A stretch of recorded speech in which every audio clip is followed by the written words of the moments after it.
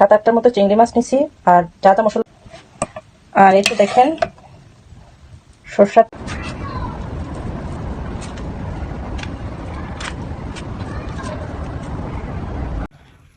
বন্ধুরা কেমন আছেন সবাই? নিশ্চয়ই ভালো আছেন। আলহামদুলিল্লাহ আমরা ভালো আছি। দেখুন কচু, এত বেশি কচু শাক নিয়ে আসছি বাগান থেকে। সরি কাটতে দেখাতে পারি না, কারণ অনেক বড় ভিডিও হয়ে যাবে, তো ওই জন্য। এই যে দেখুন কচু শাক, আর কচু শাক কত মোটা মোটা, দেখেন কচু শাকের ডাটাগুলো। এই যে আরেকটা কত মোটা, দেখেন।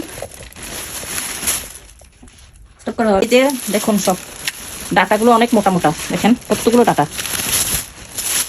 অনেক অনেক নিয়ে আসছি এটা কেটে। আর এই যে এক একটা পাতা কি বড়, এত বড় বড় পাতা, সব পাতা অনেক বড় বড়। এই যে তারপরে কচু শাকগুলোকে কাটবো, তো আমার সাথে থাকবেন। দেখো সব দেখাও, এই যে অনেক পাতা, একেবারে বড় বড় পাতা। এই যে উরে বাবা, এটা অনেক বড় পাতা, দেখো তো।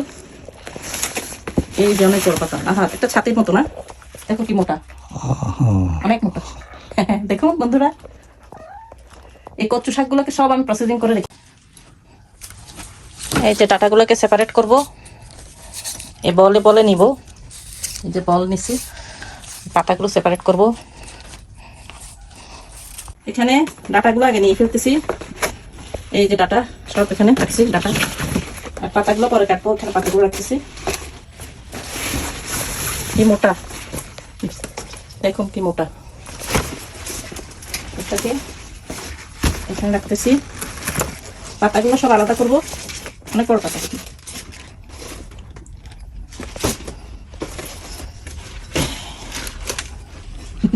পাতা কচু পাতা, একেবারে জায়ান্ট কচু পাতা। আর দেখুন বন্ধুরা, এই যে আমি কচু পাতাগুলোকে সব কেটে নিছি, কেটে ধুয়ে নিছি, সব কেটে রেডি করে নিছি। আর এখানে কিছু বড় ব্যাগে করে রাখছি কিছু, এই যে এক ব্যাগ, এগুলো ফ্রোজেন করে রেখে দিব, আস্তে আস্তে খাওয়া যাবে। আর এই যে ডাটাগুলো সব চামড়া সহ চিলে পরিষ্কার করে কেটে নিছি ছোট ছোট করে, তারপরে আস্তে আস্তে খাওয়া যাবে, ফ্রোজেন করে রাখবো। অল্প অল্প করে ছোট ছোট জিপলগে করে ফ্রোজেন করে রেখে দেবো। যখন যেবেলা রান্না করব এক প্যাকেট করে বের করে নিয়ে রান্না করব। বন্ধুরা এখানে দেখুন আমি কচুর একটা থলথলে ডাল রান্না করব, যেটা আসলে ইন্ডিয়াতে বিশেষ প্রচলিত খাবার। আর এই যে কিছু ডাটাও নিছি, আর সামান্য কচু